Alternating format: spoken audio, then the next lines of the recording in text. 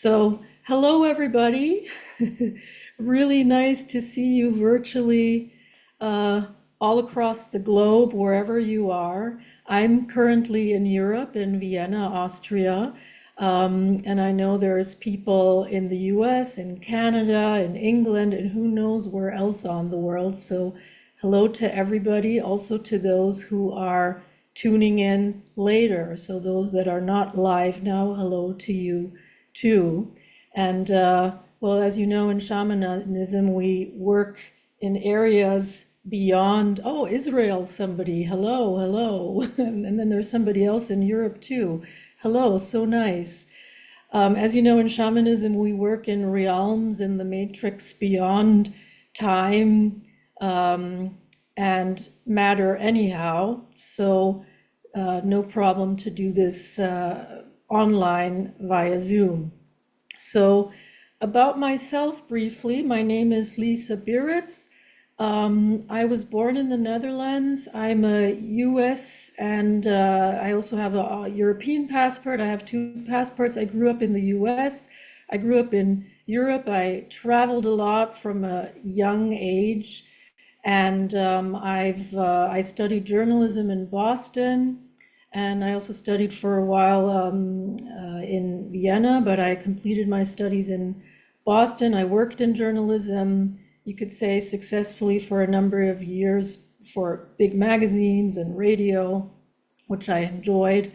And at the same time, when I was quite young already, with 20, I started walking the shamanic path. I was on a traveling in Namibia, and that's where I encountered shamanism the first time. And it's been my life path ever since. So over 35 years I'm on this path now.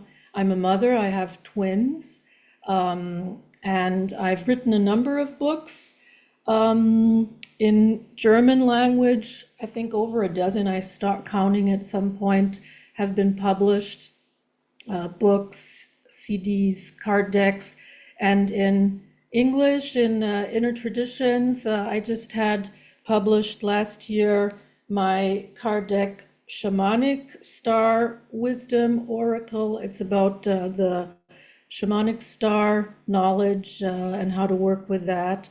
And Inner Traditions is also publishing my book.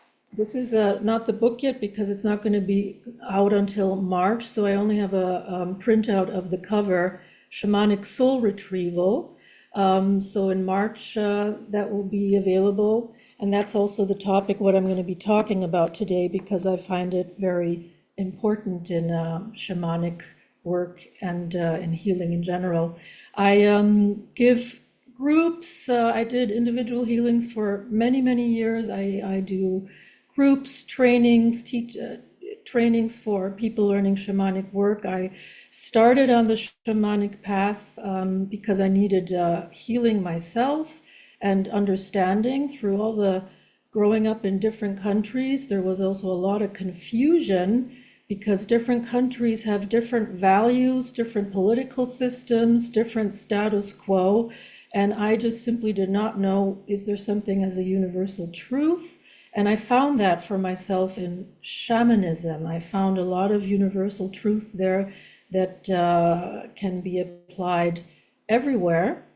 And I also find it very fascinating that shamanic practices anywhere on the world, whether in Mongolia or in Australia or in the Americas, when you take away the cultural traditions, the clothes, the dances, what they do culturally, the practices in shamanism are the same everywhere, developed from universal truths for healing, for connecting with the divine, for finding purpose in life.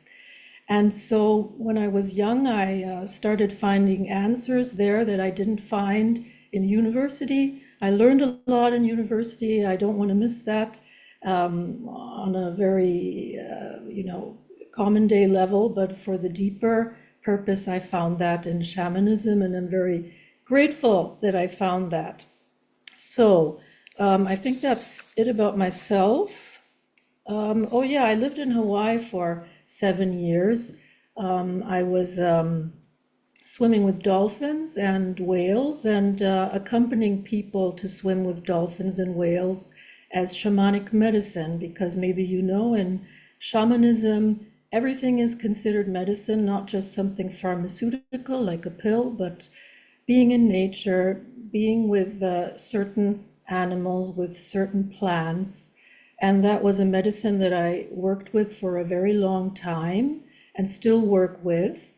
And that was a wonderful experience to pass on to the people I was working with. And now the reason I'm living in Vienna again is because my children are close to finishing high school, and we wanted them to complete their education here after living in Hawaii for many years. But I still travel back to the US. And my homepage is lisarainbow.com, just how you say it, lisarainbow.com. And yeah, for those of you who know German, you can also find a lot of my German books. You'll see them on my homepage, publication books page. So that's about myself. So, and now about shamanism. So first of all, I missed that, so sorry.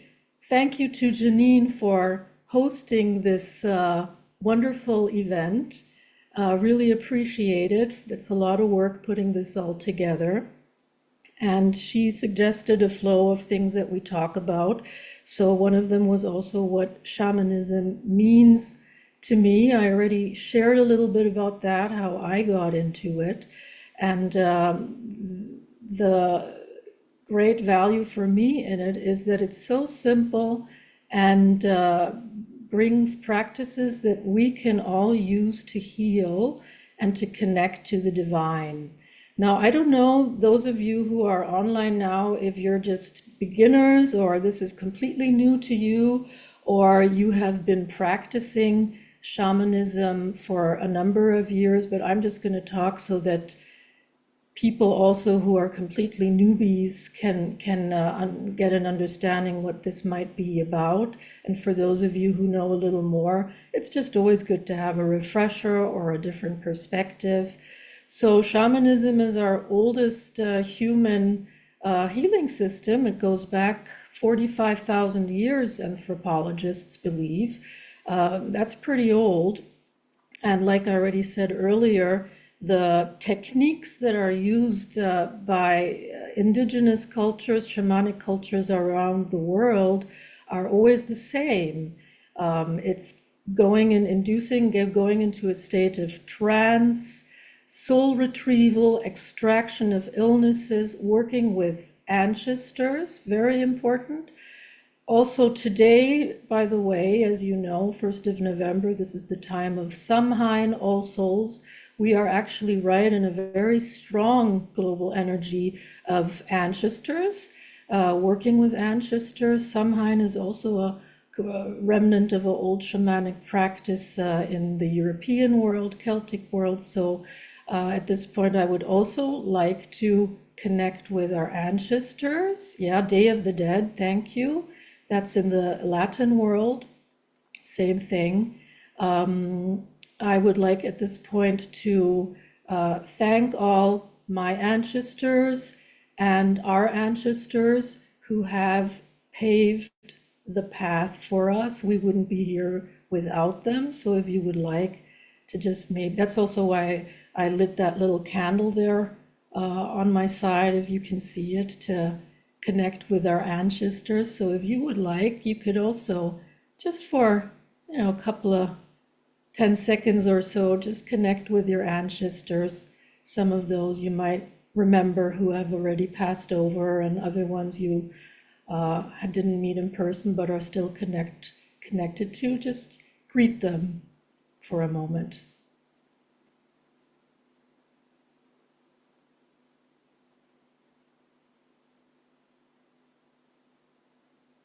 Great. So, dear ancestors. Yeah. And So those are a few practices in shamanism. There's a few more, but they're a universal wisdom developed all around the world before a time where there was internet, TV. So why is it possible that these techniques were developed everywhere very similarly, even though there were no traveling yet at the time, no internet, no telephone, because they're universal wisdoms that we can all relate to. And what also really resonated for me as a young person with shamanism was I never really connected with how do you say, hierarchies, yeah, where one person says they know more than the other. So for example, a priest who will say, well, if you want to connect with the divine, you have to go through me, even though I was raised Christian and I value many Christian teachings and people. The shamanic path is, yeah, there may be a shaman, but still you walk the shamanic path your own. You find your own truth, your own wisdom. Nobody can walk it for you. And that also really connected with me, and probably also with you. Otherwise, you wouldn't be here. What happens in the shamanic work, which is, I think, also important to understand, is that you connect with the invisible world, with the world of your soul. We see each other on a physical level. We work and live on a physical level, but we know every night we close our eyes, we go somewhere else in our dream world. We know that when we get born, we come from somewhere we do not understand. When we leave our body, it's all a mystery. We look up in the sky and the stars. It's all really quite a mystery. And by the way, as I get older, I'm also more and more connecting the shamanic earth wisdom with, I call it the shamanic star wisdom. So really connecting the knowledge of the earth also with the knowledge of the stars, especially at this day and age with all the transformations happening on the earth. So when you work shamanically, you go into the unseen behind everything that actually creates and manifests how your life is like. Like the Aborigines say, they have a big focus on the dream state. They say what you dream is what happens in your life. And the shaman, or the person who practices shamanically, will go into this energy behind everything and work with it, create unblock blocks, remove things that are harmful, bring in new energy, and create an healing in the soul so that it will be reflected and mirrored in a good life. Shamanism is not about having more money, more power. It is about, from the way I understand it, about having a happy and healthy, loving and fulfilled life, connected to the divine, to everything around us, giving it purpose, feeling connected. When we feel disconnected from our surroundings, we feel sad, lonely, depressed. When we feel connected, that we're part of the miracle of life, then we have purpose, then we have an understanding, then we feel good. So it's quite simple, really. It's about being happy, being healthy. Haha, but that's not really that simple, is it? That's actually harder. It's easier if you really focus sharp to have a PhD, to get a lot of money on the stock market. If you really dig into it and follow the certain rules, that's much easier than being happy, than being loving, than being fulfilled.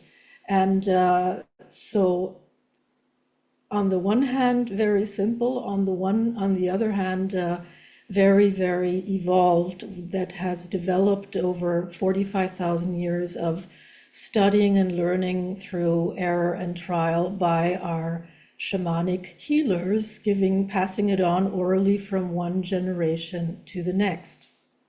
And today what we have, especially in the West, is a new Western shamanism, because I think one of the previous speakers was talking about it. I forgot the lady's name, but how a lot of religions, unfortunately also through calling it witch work, especially in the Middle Ages, destroyed a lot of the orally transmitted shamanic knowledge in the so-called witch hunts. But however, this knowledge, these techniques are universal knowledge, so it's something that really cannot be lost once we connect with it again.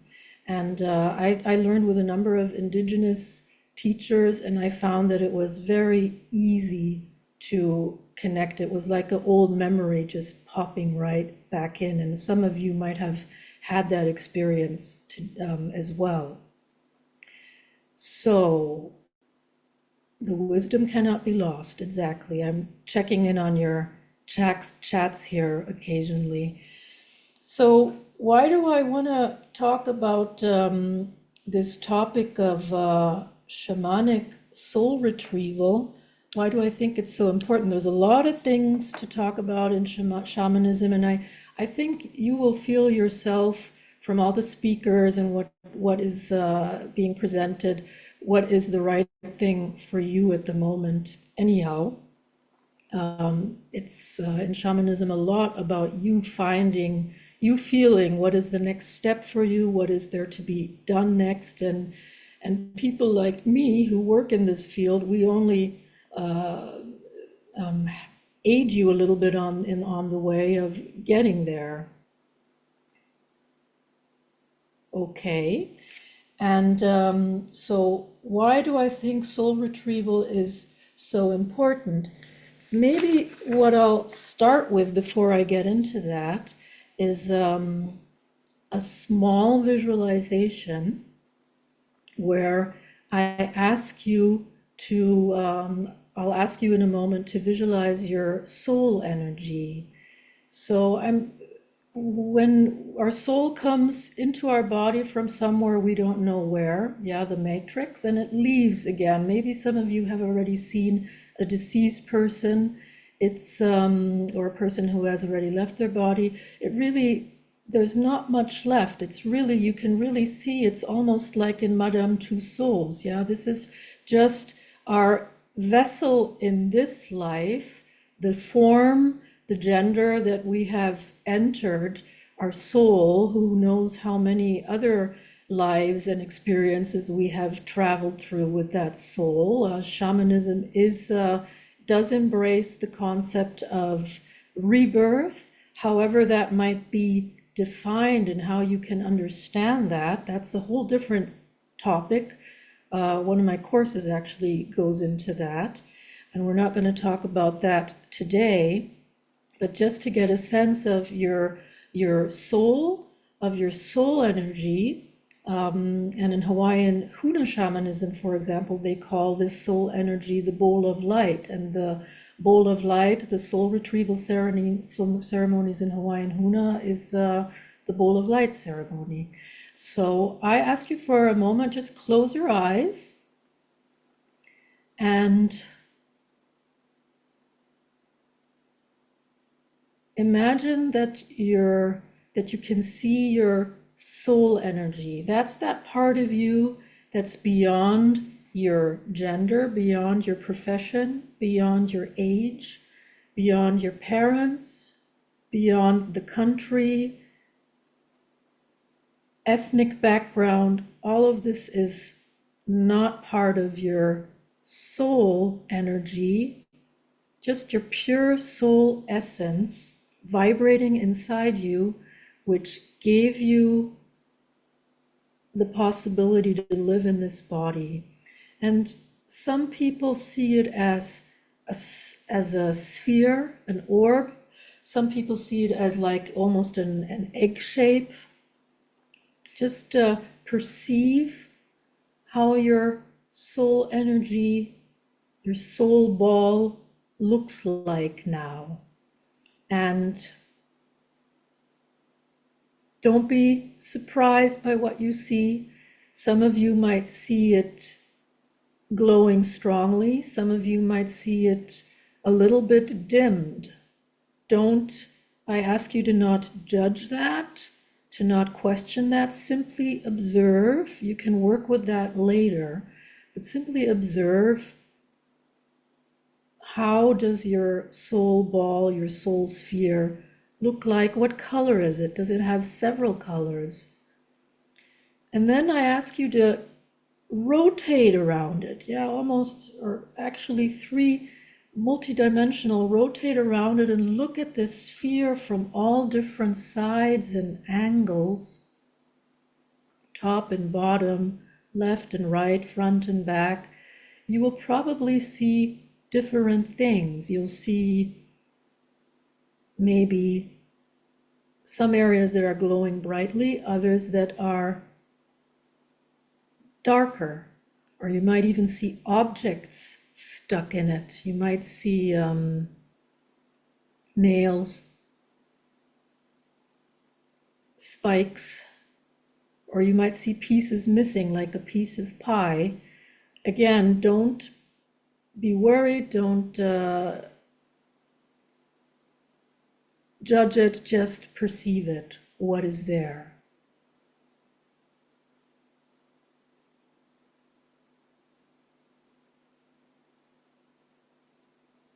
Yeah, sometimes people also see like a shadow. All these things have these images that you see that are representations of an energy in your soul energy. They have a certain meaning once you start working with it. And then you slowly come back. We'll do a meditation. Oh, all right. I'm just looking at the time, so I'm going to have to speed this up a little. Just come back slowly now. You perceived, maybe some of you want to write in the chat what you experienced.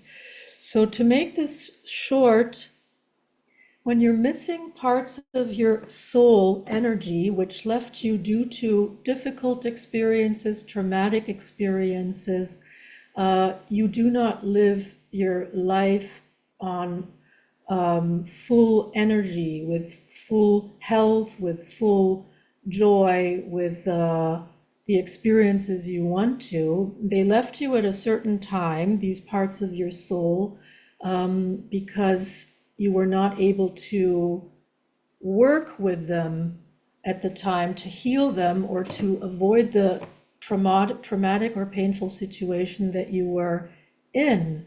And the work of the shaman or even yourself is to bring these soul parts back, because soul energy never gets lost, and to let your soul become full and whole again. That's the reason why sometimes you'll meet somebody who's 80, who is so full of life energy and vibrant, and you meet somebody young who's maybe 20, 25, where you think they would be vibrant, but they're not. And it's because parts of the soul are missing. And to complete this, now I ask you to visualize rays of golden light coming from the heavens and from all dimensions, and bringing you now those parts of the soul that are able to return to you now.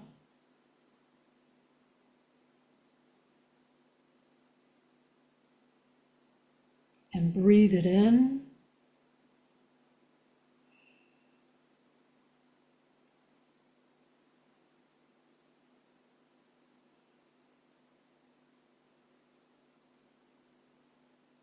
And just let the golden light flow bring back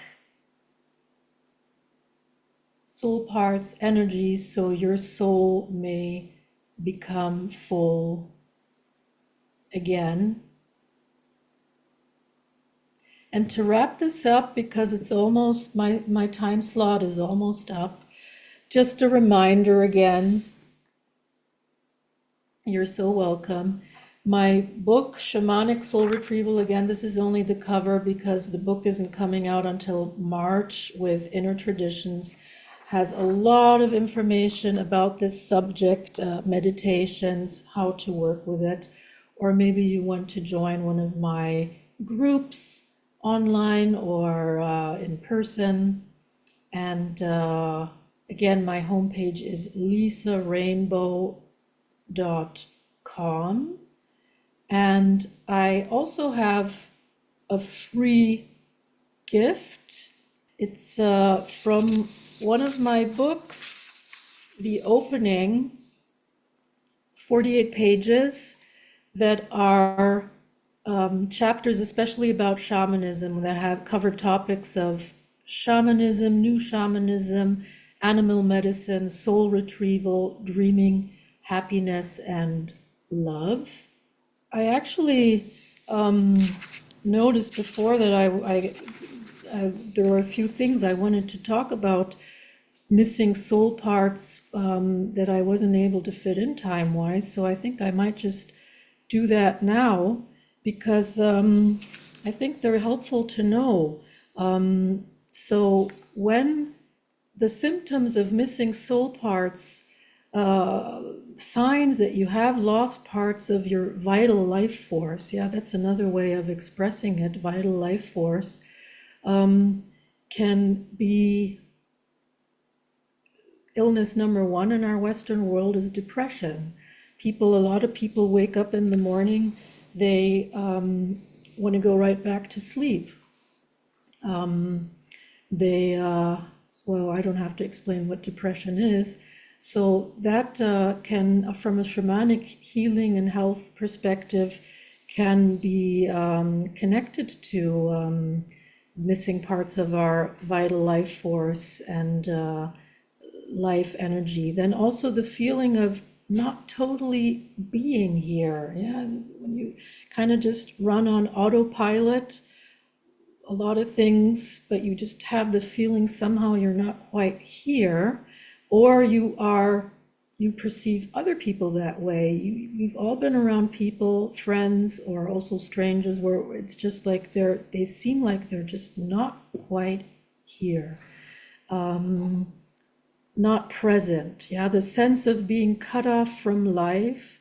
And then also chronic illnesses. From a shamanic health perspective, a lot of chronic illnesses that we have had for, some people have had for years, even decades. The core that needs to be healed is bringing back that part of the soul that dissociated, that split off, that actually is causing this by not being there. Things in our life falling apart, repeated accidents, a very typical symptom, signs of fragments of our soul having gone astray. And addictions are, from a shamanic perspective, a big problem in this day and age. Any type of addiction can also be a sign of soul parts, energy of our soul missing. Why? Because we feel empty, we feel like something is missing, something is lacking, and we try to compensate that with whatever we are addicted to, be it food. Yeah, somebody mentioned earlier chocolate, work, yeah. Of course, any type of substance abuse, smoking, alcohol, drugs, addictions, sexual addictions. So anything excessive activities, people who always have to be on the move, who can never sit still, be calm, excessive nervousness, always having to do exciting things. These are all types of addictions that are due to soul parts missing. So I have somebody writing something here in the chat. Yeah, thank you so much for sharing. So how do we get these pieces of our soul back? Exactly, that's also one of the things that I already spoke about and can speak about more.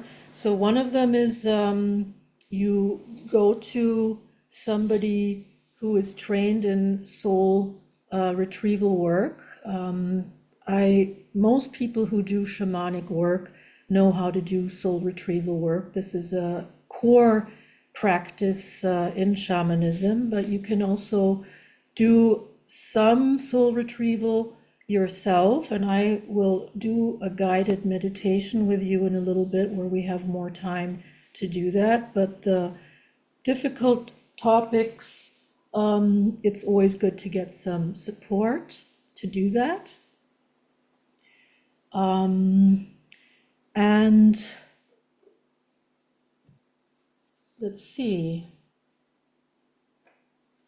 I want to make sure that you understand also why soul parts leave, so that it's really not so hard to understand. But any type from operations, people who have had to flee war zones, or you had a heavy operation, separations, childhood issues. It doesn't even have to be serious trauma. It can be what we would call micro trauma in everyday life. Let's say somebody was bullied every day at school. Little by little, soul parts will leave. Or somebody with, so it doesn't, or living in a very noisy environment, little by little, soul parts will leave. The good thing is that these soul parts are not lost, because energy does not get lost. We just have to get it back. And when you look after yourself in a good way, yoga, good food, rest, doing what you enjoy, spending time with people who appreciate and value you, the energy will also return, and also by this soul retrieval work. So in indigenous cultures, soul work was just as common as brushing your teeth. So we brush our teeth, and then also it's good to do like a regular soul retrieval, just to make sure that these parts come back to you.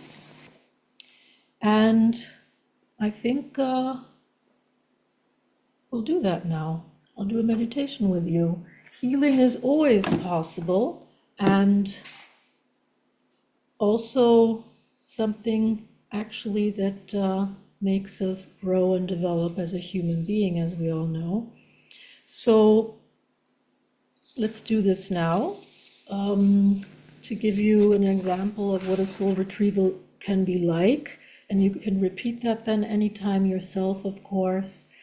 And like I say, more difficult subjects, you might want to go to a trained practitioner who knows how to conduct these soul retrievals. So now you just sit down comfortably, or you lie down comfortably, whatever works for you, and you close your eyes.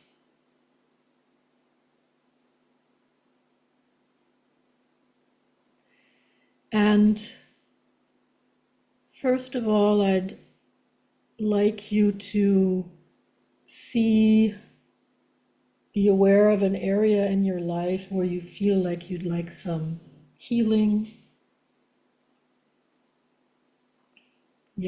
Whatever it may be, can be anything from finances to love life to work life, health.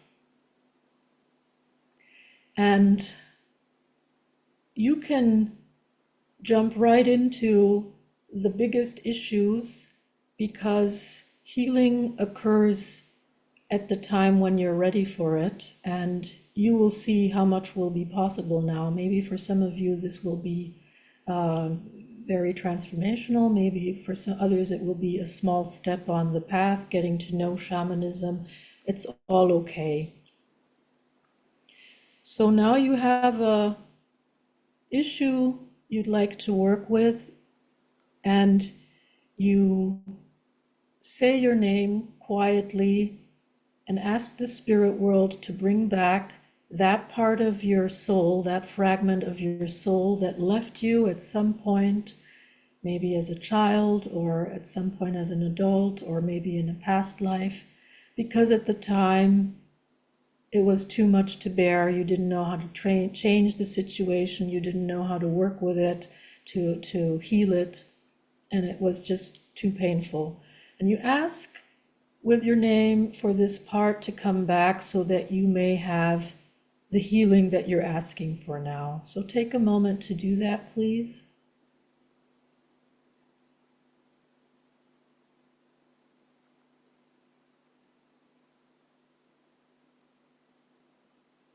And now you visualize a portal, a gateway into the invisible world, into the matrix behind all life, that is, into the soul world. And this portal might be a door, it might be a cave, a hole in a tree, whatever shows up for you. And you might see this portal, or you might feel it. Some people are visual, some people are more haptic, so they sense, they feel energies, beings around them, but they cannot see it visually. Whatever it is for you, it's fine. Yeah, just don't, just accept it as it is. Its biggest block is thinking how you want it to be. So just see what is there. And then when you see this portal, you take a deep breath and pass through the gate at your own pace into the invisible world, and you take note of your new surroundings. And you say your name, and you call your guardian angel,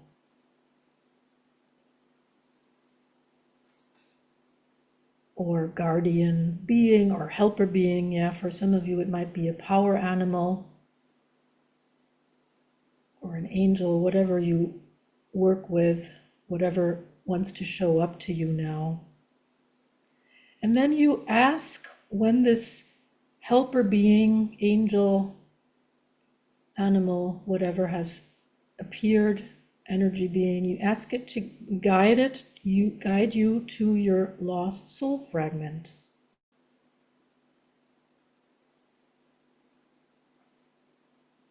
Or possibly this guardian being or angel may have already brought you your soul fragment.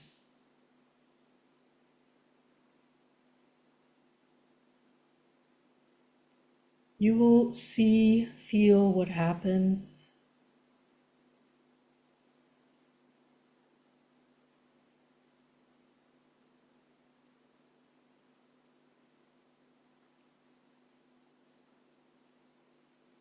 And the soul fragments, when they come back, we often perceive them in a visual language of our soul as the age where they left us. So you might see yourself as a small child, as a baby, as a teenager, as an adult, whatever the age was when this happened.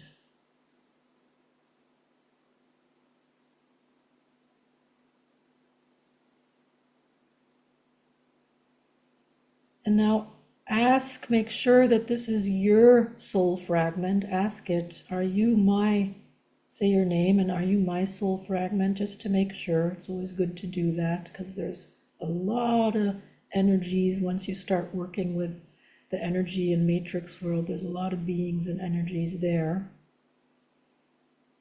And your helper being is also there to help you in the process. And once you have that confirmation, ask this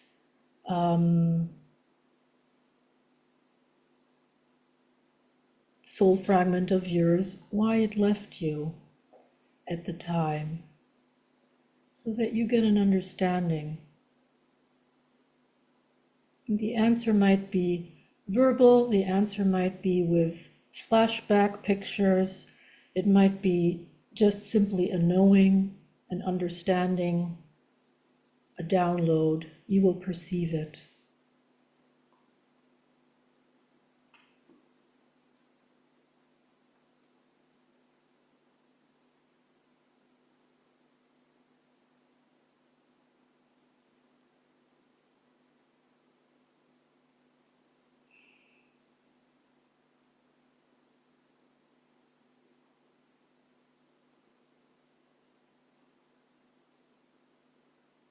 And now ask if it wants to come back to you.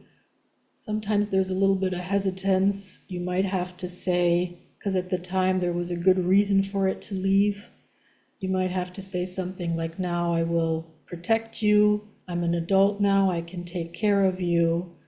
Something to reassure this soul fragment of yours that it is safe with you, that you are now an adult looking after these inner parts of yourself.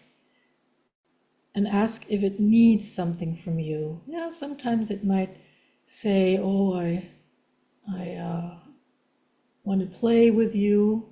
Yeah, say you grew up in an environment where you maybe had to work a lot, look after younger siblings, didn't really have a chance to play, be creative, and maybe this part of you left you, the part of you that is playful and creative. Yeah, and so this part will say, well, I really need playful and creative energy. I need you to do fun stuff with me. And then you do these things. You promise that you will do these things with this part. For example,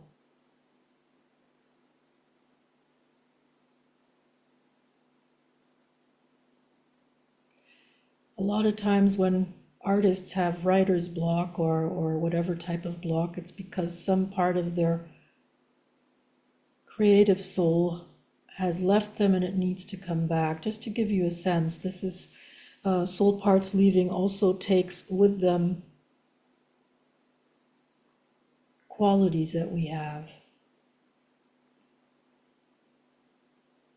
So now you bring this part back with the help of your spirit guide, your angel guide, your animal medicine guide, power animal guide, and you give it a big hug and say, welcome home. Yeah, you've been away a long time. Sometimes these soul fragments that have left us have been gone for decades, left us when we were children, sometimes even from a past life, but they are you. So give it a warm welcome, hug it, hug yourself, hug a pillow to symbolize this soul fragment coming back.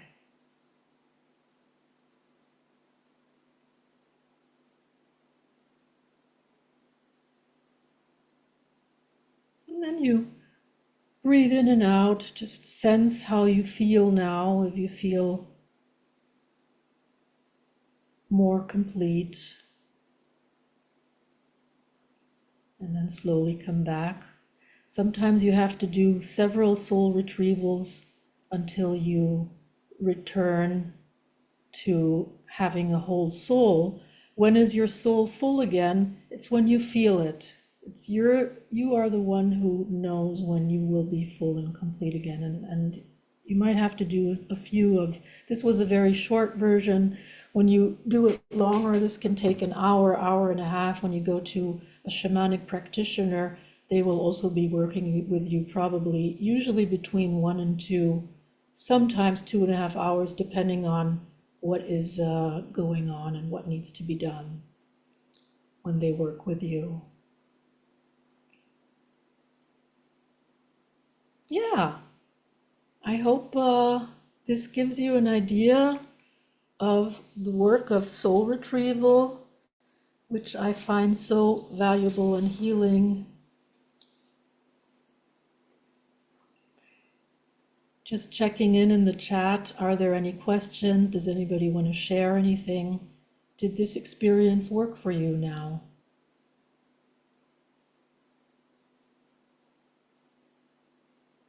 Well, maybe everybody's still on their shamanic journey.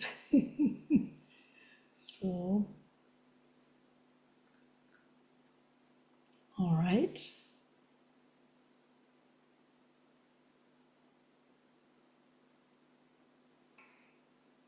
Oh, great.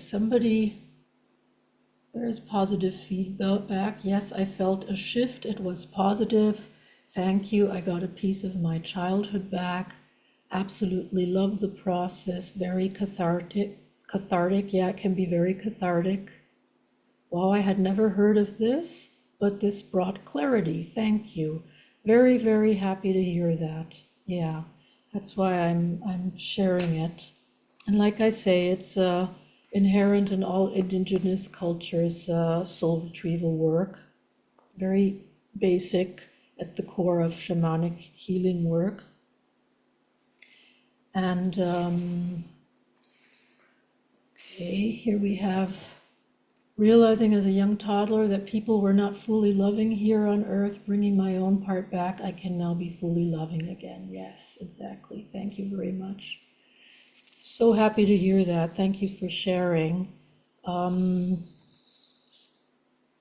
When soul parts come back, just so you're aware, they also bring back the memories and sometimes some of the pain, which is why they left in the first place. So when if that happens to you, it's like when you sometimes take homeopathic medicine, you have in the beginning, what's it called, where, oh, my voice is back.